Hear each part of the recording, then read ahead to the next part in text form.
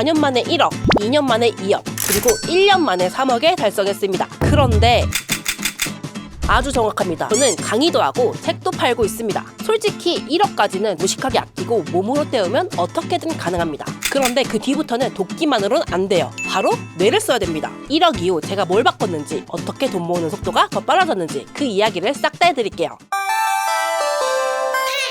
안녕하세요. 꽉잡아 짠테크 곽작가입니다. 요즘 제 영상 댓글창을 보면 아주 가관, 아니 활기가 넘쳐요. 강의팔이 책팔이 투자해서 코인 사서 심지어 절약하는 척하지 말라고도 하시더라고요. 솔직히 말씀드리면 이런 댓글 다시는 분들의 마음 누구보다 제가 더 잘 알고 있어요. 왜냐고요? 사실 제가 그랬거든요. 인생 밑바닥 시절에 성공하는 사람들만 보면 꼭 이렇게 생각했습니다. 아유, 쟤는 부모 잘 만났겠지, 운이 좋았겠지, 뭔가 꼼수가 있을 거야, 이런 생각만 하면서 내가 못할 이유만 찾고 있었습니다. 그 마음은 아무 도움이 안 될 뿐만 아니라 오히려 제 성장을 막고 나를 깎아먹는 행동이더라고요. 그래서 제 생각을 완전히 바꿨습니다. 이제는 난 못해가 아니라 어떻게 하면 할 수 있을까를 고민하기 시작했어요. 그 생각 하나 바꿨을 뿐인데 제 몸값이 달라지기 시작했습니다. 여러분, 돈 공부 안 하고 그냥 살면요, 자본주의라는 정글 안에선 우린 그냥 먹잇감밖에 안 됩니다. 특히 우리 같은 월급쟁이들은 단순히 일만 하는 게 아니라 내 가치를 올리는 전략이 반드시 필요하거든요. 처음으로 돈 벌기 시작한 19살, 3년 동안 최저시급을 받으면서 발바닥 터져라 이랬습니다. 그때 제 머릿속엔 오직 하나, 5년 안에 1억 모아서 부자 반드시 돼야겠다라는 생각뿐이었어요. 회사 일이 끝나면 호프집 서빙하고 집 오면 햄스터 간식 10,000개씩 소분하고, 이 간식 소분만 몇 시간째 하다 보면요, 손가락 끝에 감각이 없어져요. 내 인생도 이렇게 소분되나 싶어서 현타가 오는데,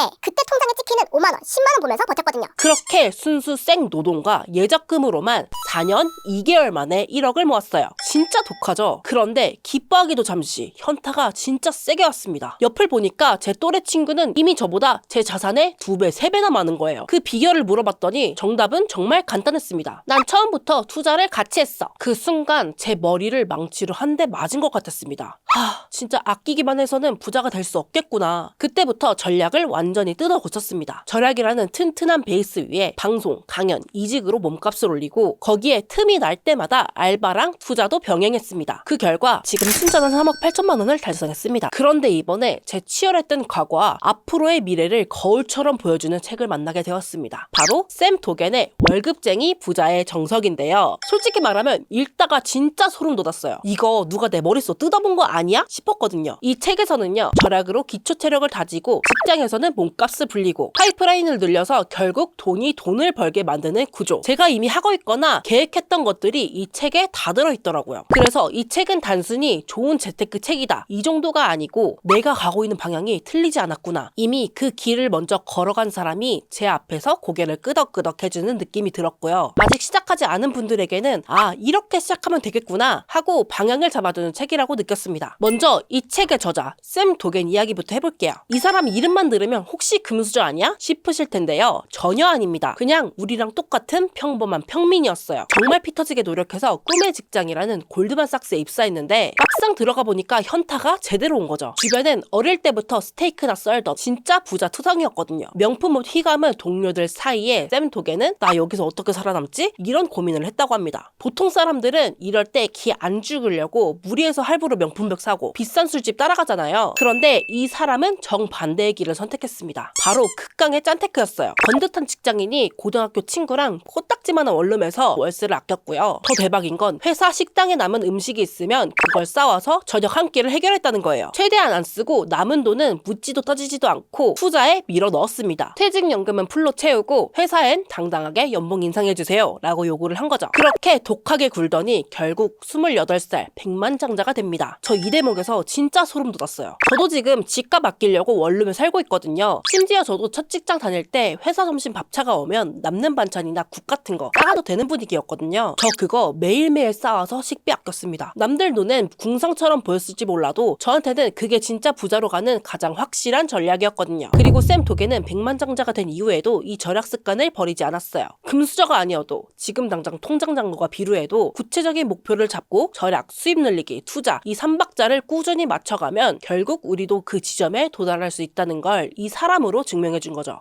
샘 도겐이 말하는 경제적 자유로 가는 길은 로또 같은 한 방이 아닙니다. 계단을 오르듯 총 8단계를 차근차근 밟아가야 하는데요. 그 대방의 1단계는 바로 저축입니다. 그런데 여기서 말하는 저축은 조금 아껴 쓰세요. 이 정도 수준이 아니에요. 샘 도겐의 표현을 빌리자면 생활이 불편해질 만큼 저축해라. 여러분, 가슴에 손을 얹고 생각해보세요. 한 달에 30만원, 50만원? 이렇게 애매하게 모으면요, 1년에 1000만원도 못 모읍니다. 냉정하게 말해서 인생 역전은커녕 그냥 인생 여전할 뿐이에요. 하지만 저축률을 확 올려버리면요, 자산이 눈덩이처럼 불어가는 가속도가 붙습니다. 샘 도겐 가라사대. 백만장자가 되고 싶으면 월급의 최소 30%는 무조건 저축해야 되고 50%를 넘기는 순간 인생의 마법이 시작된다 라고 합니다. 그때부터는 단순히 비상금이 생기는 게 아니라 내 미래를 바꿀 자산을 쌓는 단계로 진입하기 때문이에요. 이 대목에서 제 과거의 모습이 떠오르더라고요. 첫 1억을 모았을 때 어땠는지 아세요? 한 달에 딱 30만원 썼습니다. 월급의 80% 이상을 기계처럼 저축했고요. 그것도 모자라서 부업으로 번 돈은 쓸 생각조차 안 들게 바로바로 저금했어요. 솔직히 말씀드리면 그때 저도 사람인지라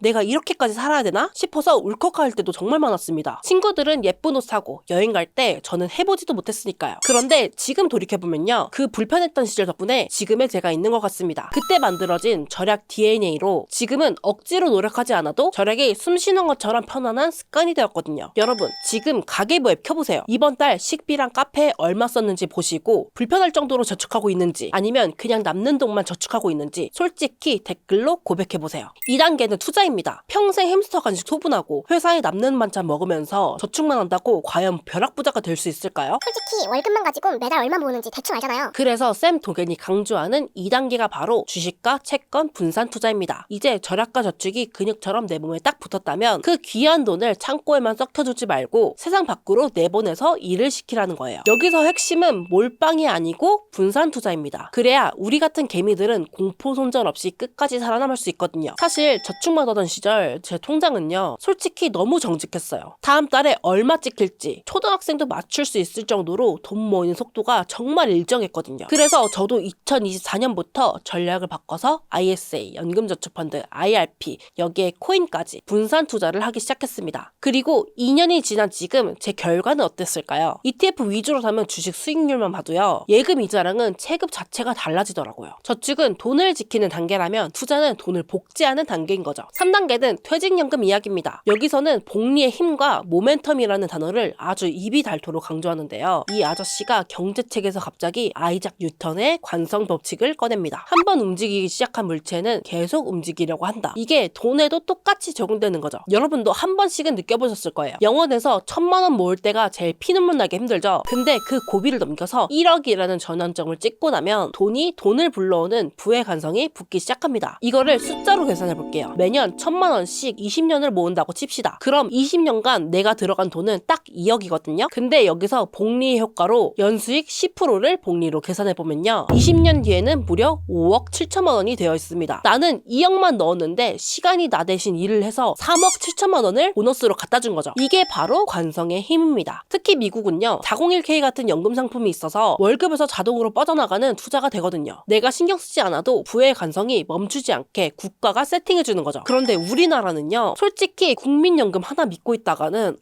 이건 진짜 안 됩니다. 그래서 저는 IRP랑 연금저축펀드를 절대 깰 수 없는 금고라고 생각하고 있어요. 4단계는 재테크의 꽃, 부동산입니다. 안정적인 집이 먼저고 레버리지는 그 다음이다. 이게 무슨 뜻이냐면요, 소득도 불안정하고 수중에 현금도 별로 없는데 남들 돈 번다니까 대출부터 풀로 땡겨서 집 여러 채 사는 도박은 하지 말라는 겁니다. 일단 내가 최소 5년, 10년은 발 뻗고 버틸 수 있는 내 집이라는 단단한 베이스 캠프를 먼저 확보하라는 거죠. 물론 미국 저자의 글이라서 한국 상황이랑은 100% 맞지 않아요. 하지만 핵심 철학만큼은 정답이라고 생각합니다. 흔들리지 않는 발판, 즉 돈을 먼저 만들고 그 위에 대출이라는 도구를 써야 기회가 된다. 발판이 없으면 레버리지는 나를 집어삼키는 흉기가 되지만 발판이 단단하면요, 레버리지는 나를 다음 단계로 점프시켜주거든요. 결국 이건 실력의 문제라기보다는 순서의 문제 같습니다. 저도 이 순서를 지키려고 노력 중인데요. 저는 24살이라는 어린 나이에 감사하게도 대전 아파트에 청약이 당첨되었고요. 지금은 전세를 주고 있어요. 그리고 최근에는 남자친구랑 힘을 합쳐서 성남에 아파트를 매수했습니다. 이게 막 나 다주택자로 돈 벌 거야, 이런 공격적인 투자는 아니고요. 저의 최종 목표는 결국 서울권에 똘똘한 한 채로 입성하는 거거든요. 하지만 그 목표로 바로 점프하기에는 벽이 높잖아요. 그래서 입지 좋은 곳에 내 자산을 미리 심어두고 상승장과 안정성을 같이 같이 가져가는 전략을 택한 겁니다. 그래야 다음 기회가 있을 때 서울로 더 높게 점프를 할 수 있으니까요. 5단계는 재테크의 활용 점정, 소규모 창업으로 머니 파이프라인 늘리기입니다. 지금 퇴근하고 이 영상 보고 계신 분들 오늘 회사에서 스트레스 진짜 많이 받으셨죠? 전 세계 부자들 리스트를 보면요. 99%가 기업가이거나 그 기업의 지분을 가진 사람들입니다. 그럼 여기서 또 많은 분들이 이러실 거예요. 아니 나는 창업 체질 아닌데요? 회사도 힘든데 무슨 사업이야. 그런데 여러분 거창하게 사무실 내고 직원 뽑으라는 게 아닙니다. 그냥 내가 남들보다 조금이라도 더 잘하는 걸 콘텐츠로 만들어 보라는 거예요. 샘 도겐도 처음에는 금융계 13년 짬바를 녹여서 블로그부터 시작했습니다. 그런데 그 기록들이 쌓이고 쌓여서 결국에는 월급과도 비교가 안 되는 거대한 파이프라인을 만들게 된 거죠. 사실 저도 처음엔 혼자 아끼는 게 심심하고 지루해서 절약 블로그랑 유튜브를 시작했거든요. 그런데 그 기록들이 쌓여서 지금 여러분들과 만나고 있고 강의도 하고 책도 냈습니다. 평범한 회사를 다니면서도 돈이 돈을 불러오는 통로가 생긴 거예요. 이 책에 이런 명언이 나옵니다. 100만 장자는 평균적으로 7개의 수입원을 가지고 있다. 그런데 우리 대부분은 어떤가요? 오직 월급이라는 외줄 하나에 인생 전체를 맡기고 있죠. 그 줄이 끊어지면 내 인생도 흔들리게 되고요. 그래서 저는 여러분들께 이런 제안을 하고 싶어요. 퇴근 후 2-3시간은 쇼츠 보지 말고 내 자산이 될 수 있는 부분에 딱 10%만 써보시는 거예요. 그게 블로그든 유튜브든 스마트 스토어든 일단 시작해보는 겁니다. 실제로 제 구독자분들은 저 따라서 블로그 시작했다가 체험단 그 이상으로 생활비를 아끼는 분들도 계시고요. 아예 전업 유튜브로 전향해서 저보다 더 잘 나가는 분들도 있습니다. 자기 직종과 상관없이 스마트 스토어 열고 월급 이상의 수익을 내시는 분들도 있죠. 저는 이게 절대 특별한 사람의 이야기가 아니라고 생각합니다. 결국 성공은 재능이 아니라 시작에서 오고 부자는 환경이 아니라 지속에서 만들어지거든요. 여러분이 오늘 시작한 작은 행동이 먼 훗날 내 월급보다 든든한 황금알을 낳는 거위가 될 수 있습니다. 6단계는 리스크를 피하자입니다. 샘 도겐은 아주 현실적인 조언을 했어요. 엄청난 대박을 꿈꾸지 말고 치명적인 실수부터 피해라. 우리는 보통 실패하면 운이 없었어. 타이밍이 안 좋았어. 라면서 내 탓은 절대 안 하죠. 하지만 샘 도겐은 이렇게 말합니다. 부자가 되기 위한 엄청난 한 방은 필요가 없다고요. 그저 사기 안 당하고 하룻밤에 내 자산이 반토막 나는 선택 안 하고 탐욕에 눈이 멀지 않으면 그 자체로도 이미 상위 1%라는 겁니다. 여러분 이거는 꼭 기억하셔야 돼요. 내가 산 주식이 마이너스 50%가 됐다고 칩시다. 여기서 원금 복구하려면 몇 프로가 올라야 될까요? 50%요? 아니요. 100%가 올라야 겨우 제자리입니다. 절반이 날아가면 2배로 뛰어야 본전이라는 거예요. 그러니까 애초에 그 지옥 같은 상황에 내 발 안 담그는 게 최고라는 거예요. 저도 고백하자면 어릴 때는 남들이 이거 오른다더라 저거 오를 거다 이런 말만 듣고 주식을 산 적도 있습니다. 여기서 제가 느낀 진리는 딱 하나였어요. 돈을 빨리 버는 것보단 크게 잃지 않는 게 100배 중요하다고요. 인생은 우리 계획대로 흘러가지 않잖아요. 갑작스럽게 해고를 당할 수도 있고 사고, 경기 침체 언제든 암초는 나타납니다. 그래서 6단계의 핵심은 공격이 아니고 철저한 방어라는 거예요. 더 벌려고 애쓰기 전에 내가 피땀 흘려 쌓아온 성벽을 지키는 공부를 하라는 거죠. 솔직히 이게 제일 어렵습니다. 왜냐하면 우리 안에 이 욕심이라는 녀석들이 매일 옆에서 속삭이고 있거든요. 하지만 이 목소리가 들릴 때가 가장 위험할 때입니다. 부자가 되는 길은 누가 더 빨리 달리냐 하는 속도 게임이 아니라 끝까지 살아남는 생존 게임입니다. 마지막까지 이 판에 남아있는 사람이 결국 다 가져가는 거니까요.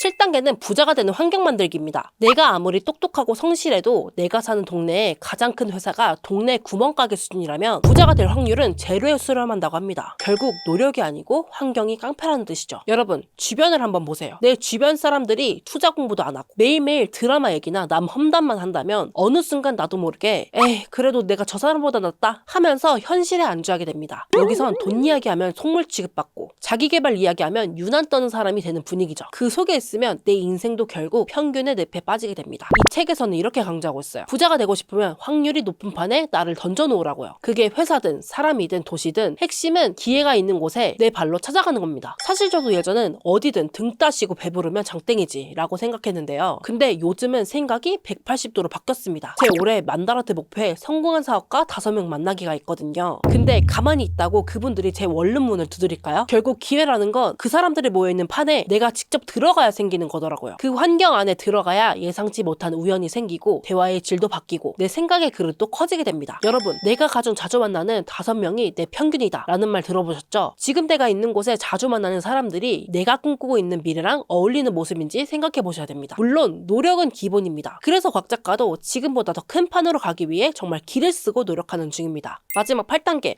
뜻을 같이 하는 파트너 구하기인데요. 부자가 되는 여자 과정은 여러분도 해보셔서 알겠지만 생각보다 훨씬 길고 외로운 싸움이 됩니다. 여기서 쌤 도계는 부의 고지에 깃발을 꽂는 속도는 혼자보다 둘이 훨씬 빠르다고 얘기하는데요. 하지만 여기서 핵심은 그냥 결혼해서 돈 합쳐라가 아닙니다. 경제적 가치관이 정말 잘 맞는 사람을 만나라는 뜻이에요. 한 명은 미래를 위해 허리띠를 졸라맸는데 한 명은 그냥 인생 한 번뿐이야 하면서 욜로를 외친다면 그 끝은 보나마나 사랑과 전쟁입니다. 이 대목을 읽는데 저도 모르게 제 7년지기 남자친구 얼굴이 떠올랐어요. 정말 감사하게도 저희는 지금은 조금 아끼더라도 먼 미래 내가 원하는 삶을 위해 우리가 원하는 삶으로 꾸려나가보자 라는 목표가 같았어요. 성남 아파트를 매수한 것도 부동산 투자 그 이상의 의미였습니다. 함께 계산하고 리스크 관리하고 우리만의 미래 지도를 그려보는 그 과정 중에서 저는 깨달은 게 있어. 돈을 같이 모은다는 건 단순히 숫자를 불리는 게 아니라 서로에 대한 신뢰를 더 단단하게 다지는 일이라는 걸요. 잘못된 만남 때문에 내 인생이 무너지기도 하지만 진짜 제대로 된 파트너 한 명은 내 속도를 2배, 3배